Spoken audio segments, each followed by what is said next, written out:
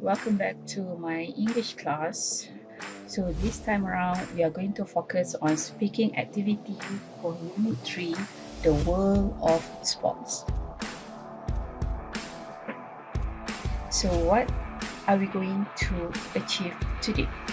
Here are the learning objectives for today's lesson. Firstly, to differentiate between compare and describe phrases. Secondly, to explain information from photograph by comparing the two photos. And finally, to produce a voice note answering the related questions given. So this is the first task for you to do. Alright, but before that, you look at the download box there on your right hand side. When you talk about two photos, it is a good idea to look at both photos together first and say what the common theme between them is. Then, focus on each photo individually. Say what it shows and how it differs from the other photo. And finally, remember to answer the questions about the photos. So the task is, look at the instruction here. When you are asked to talk about two photos, you need to compare them. Say what is it similar or different about them, as well as describe what you can see in each photo. So look at the phrases below and say whether you could use them to compare two photos or only describe one photo at a time. So there are about 8 incomplete sentences for you to differentiate between it's either for compare or for describing the photos. Alright, the first one, both photos show. So which one is the correct answer for this one? Yes, the correct answer for the first one is to compare. Because when you look at the keywords there, both photos. So meaning to say, you have to compare between one photo with another photo. So for number 2 until number 8, you try to do on your own, and later I will share the answer at the description below.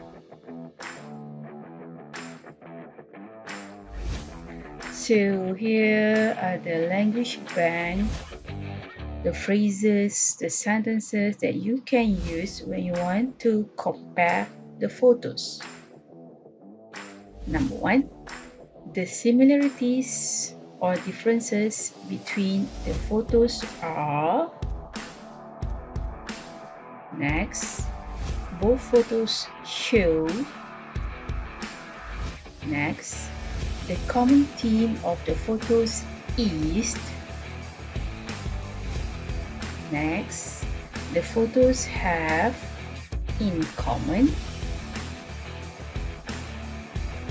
Next, the photos are similar or different because. And finally, in both photos, I can see. Okay, here are only some of the examples that you might use later when you want to produce a conversation or when you are going to prepare for speaking activities.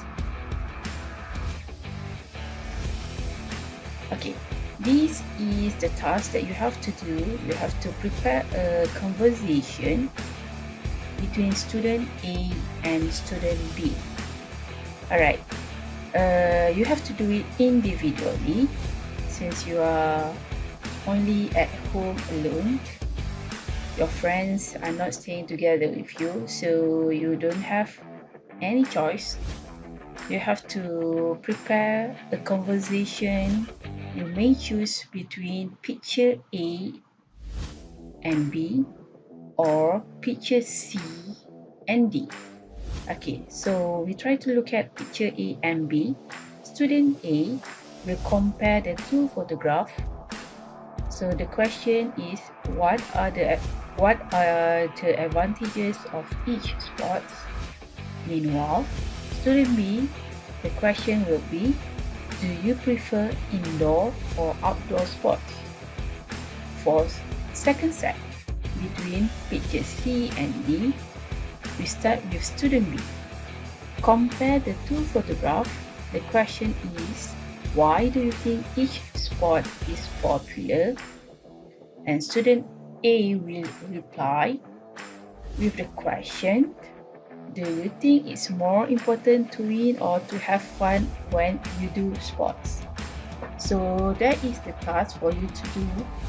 And again, you are advised to use the phrases from the language bank earlier, and you have to